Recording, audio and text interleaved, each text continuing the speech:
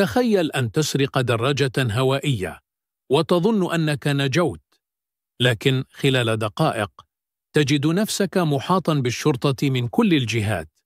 كيف حدث ذلك؟ الجواب في هذا الفيديو.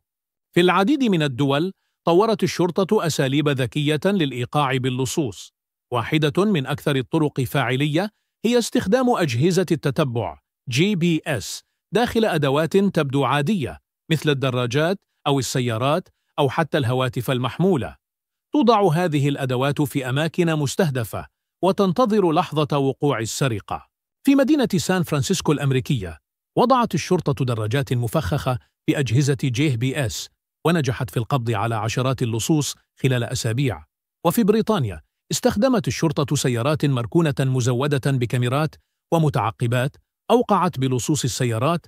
حتى الهواتف الذكية تستخدم كطعم لسرقة تنهيها حملة اعتقال ناجحة. عند سرقة الأداة يبدأ جهاز التتبع في إرسال إشارات إلى وحدة المراقبة. تتابع الشرطة الموقع لحظة بلحظة وتنسق مع وحداتها الميدانية للإغلاق على السارق.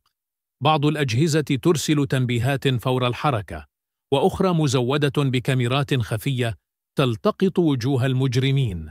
اللصوص لم يعودوا في أمان، فكل شيء قد يكون فخاً، والدراجات أو الهواتف التي تسرقها قد تسلمك للعدالة دون أن تدري. وإن كنت تملك شيئاً ثميناً، فكر في حمايته بتقنية التتبع. التكنولوجيا اليوم ليست فقط في يد الشرطة، بل في يد كل مواطن يريد الأمان. التكنولوجيا قد تكون أداة للجريمة أو وسيلة لردعها. كن ذكياً وابق آمناً.